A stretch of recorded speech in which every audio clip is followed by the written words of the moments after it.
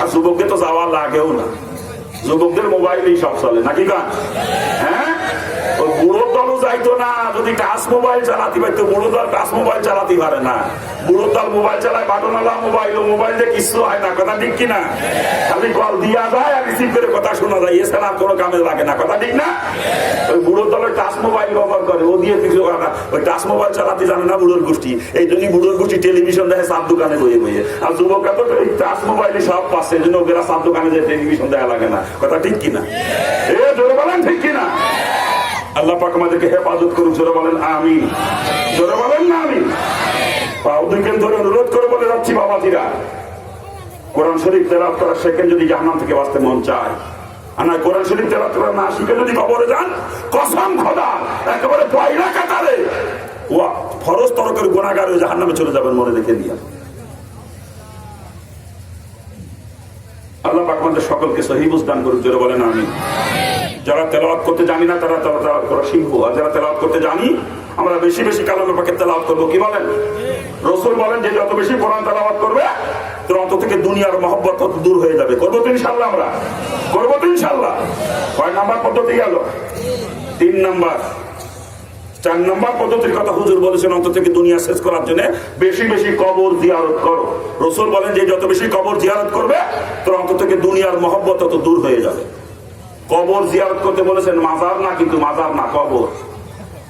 কবর জিয়ারত করা শরীয়ত বলছে মুস্তাহাব, আর মাজার জিয়ারত করা আমি বলতেছি হারাম।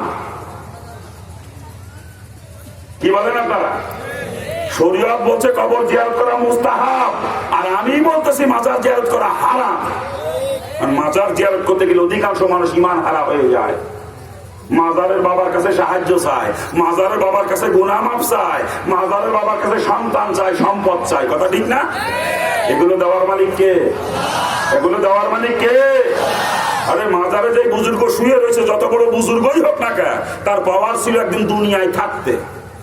আল্লাহর ওলিদের পাওয়ার জীবিত অবস্থায়। সে যদি কোনো দোয়া করে আল্লাহর কাছে, আল্লাহ পাক তার দোয়া ফেরাই দিতে পারেন না সহজে। এই জন্য বুজুর্গ মানুষ, ওলি মানুষ দুনিয়ায় জীবিত থাকতে যদি আমার জন্য দোয়া করতো, আল্লাহ তোমার এই বান্দার জীবনে গুনাহ মাফ করে দাও, এই বান্দারের দান সম্পদ দাও, এই বান্দারের সন্তান দাও, হয়তো আল্লাহর ওলি দোয়া কবুল করে আল্লাহ পাক দিতে পারতেন, কথা ঠিক না? এই পাওয়ার তার ছিল দুনিয়ায় জীবিত থাকতে। এখন সে কবরে চলে গেছে, এখন তার কোনো পাওয়ার নাই। এখন সে কিয়ামত পর্যন্ত কবর ভিতরে শুয়ে শুয়ে যত ইবাদত বন্দেগী করবে, যত দোয়া করবে, কোন ইবাদত বন্দেগী আল্লাহর কাছে গ্রহণযোগ্য না, কথা ঠিক কিনা? এখন ওই কবরবাসী আমার আপনার মুখাপেক্ষী। আমরা একবার সূরা ফাতিহা পড়বো, 3 বার সূরা ইখলাস পড়বো, কয়েকবার দুরূদ শরীফ পড়ে দোয়া করবো, এই দোয়ার ভাগ পাবে কবরবাসী, কথা ঠিক না? এখন ওর কোনো পাওয়ার নাই। আবার একদিন যদি আল্লাহর ওলি হয়ে থাকে, সত্যি সত্যি বুজুর্গ হয়ে থাকে, আবার একদিন তার পাওয়ার হবে যিনি হাসরের ময়দান কায়েম হবে। আল্লাহ পাক যখন তার ওলিকে সুপারিশ করার ইখতিয়ার দিবেন, আমার আপনার মতো জাহান্নামীকে সুপারিশ করে সে জান্নাতে নিয়ে যেতে পারবে, কথা ঠিক না? ওই বুজুর্গ দুনিয়ায় থাকতে তার পাওয়ার ছিল, আবার হাসরের ময়দানে তার পাওয়ার হবে, ঠিক আছে, কিন্তু এখন সে কবরে, এখন তার কোনো পাওয়ার নাই। এখন তার কাছে চাইলে আল্লাহ পাকের সঙ্গে তাকে শরীক করা হইলে বিয়াক্কেলের গোষ্ঠী।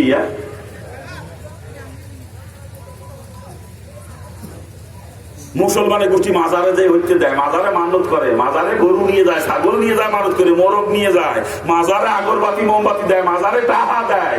আপনার দেশে দেয় না, আমার এলাকায় দেয় দেখছি। হ্যাঁ, এদেশেও মাজার নাই, আমার এলাকায় আছে মাজার। এদেশে মাজার আছে নাকি? এদেশেও মাজার আছে। সব থেকে বড় কথা, কোন মুসলমানের কবর উপর মাজার বানানো হারাম। কোন মুসলমানের কবর উপর মাজার বানানো জায়েজ নাই। এখানে হাজী সাহেব কারা আছেন? একটা হাত তোলেন তো। হজ করছেন কারা? হাজী সাহেব একটা হাত তোলেন। আমি দেখতে চাচ্ছি হাজী সাহেবদেরকে। কই? হুজুর তো হজ করছেন, হাত তোলেন না কেন? আলহামদুলিল্লাহ, একজন হইলে যথেষ্ট, একজন হইলে যথেষ্ট।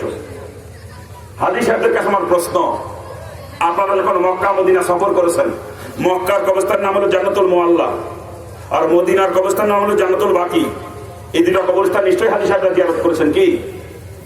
কারণ এই দুটো কবরস্থানে লক্ষ লক্ষ সাহাবায়ে কেরামের কবর, এই জন্য সমস্ত হাজী সাহেবরা কম বেশি দুটো কবরস্থান জিয়ারত করে, কথা ঠিক না?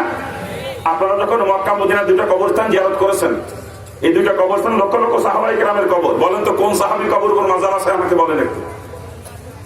কি হুজুর আছে? হ্যাঁ, কোন সাহাবীর কবর উপর মাজার তো দূরের কথা, কোন সাহাবীর কবরের নাম নিশানা পর্যন্ত নাই। একমাত্র আবু বকর আর ওমর রসুলের পাশে শোয়া দুজন সাহাবী।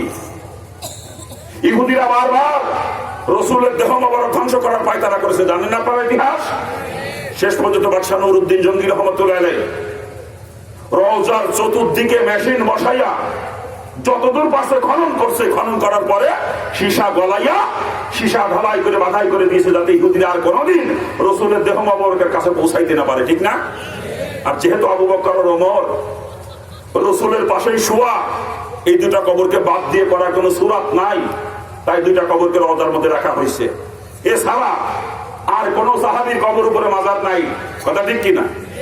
মাজার তো দূরের কথা, কোন সাহাবীর কবরের নাম নিশানা পর্যন্ত নাই। আমি যখন জান্নাতুল বাকি জিয়ারত করতে গেলাম, ওখানে যারা খাদেম তাদেরকে জিজ্ঞেস করলাম হযরত ফাতিমার কবরটা কোন জায়গায়।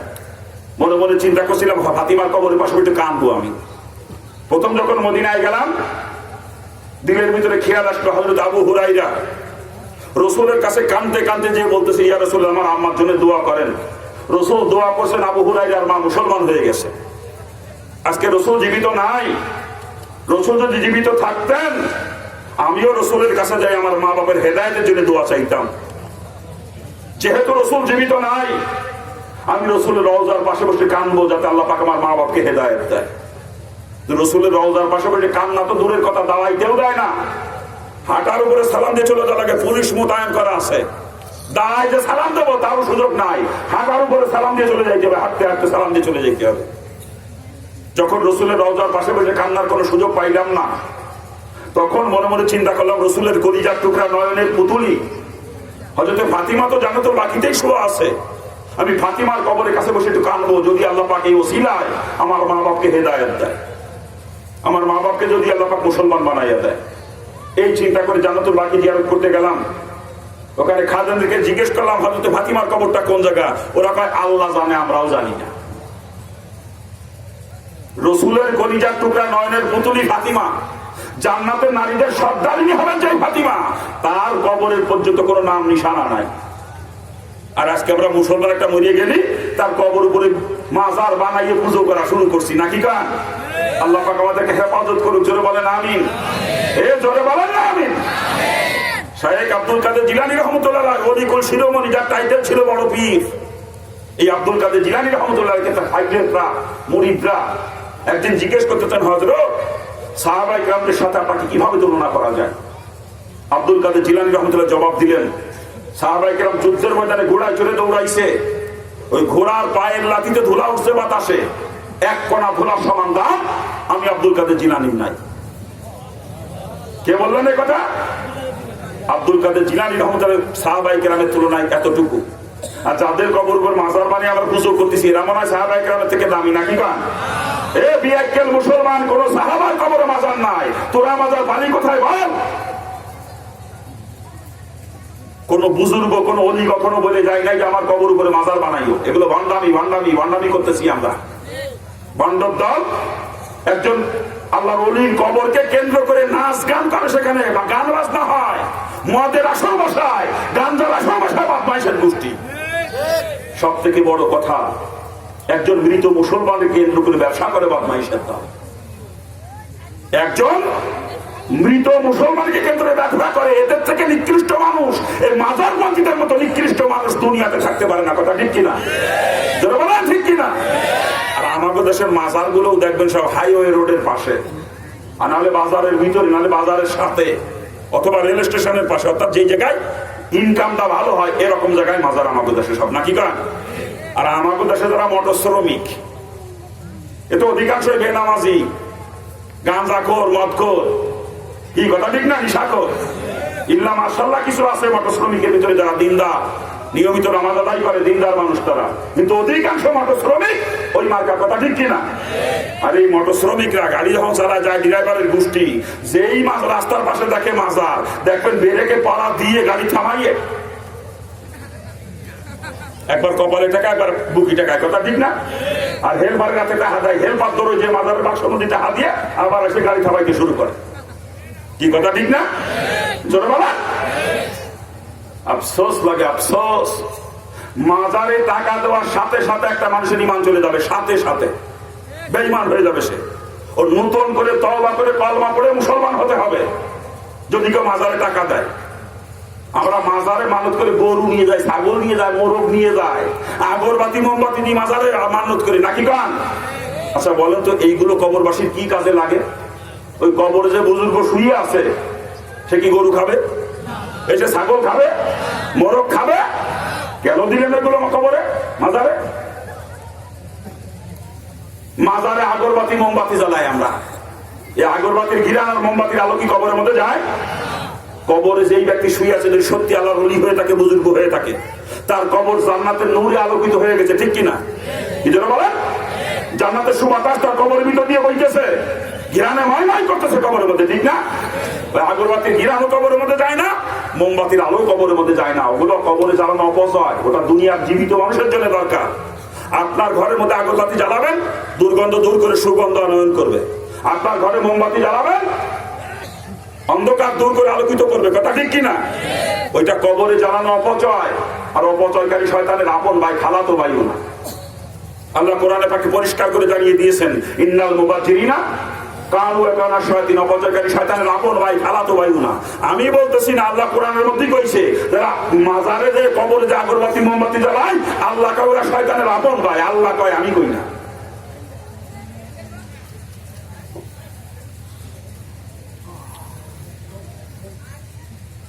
কোন মুসলমানের কবর উপরে মাজার বানানো জায়েজ না, একেবারে হারাম। যদি মাজারের পক্ষে কেউ থাকেন যে না জায়েজ আছে, দলিল নিয়ে আসেন। যদি কোরআন হাদিস দিয়ে প্রমাণ করতে পারেন জায়েজ, আমি কান ধরে বলতেছি কালকে থেকে আমিও মাজার পুজো করা শুরু করব, এবং নিজের মাজার আগে নিজে তৈরি করবো মারা যাওয়ার আগেই, যাতে আমারে ওই মাজারের মধ্যে দাফন করে। যদি কেউ প্রমাণ করতে পারেন দলিল নিয়ে চলে আসবেন সামনে, পরিষ্কার কথা।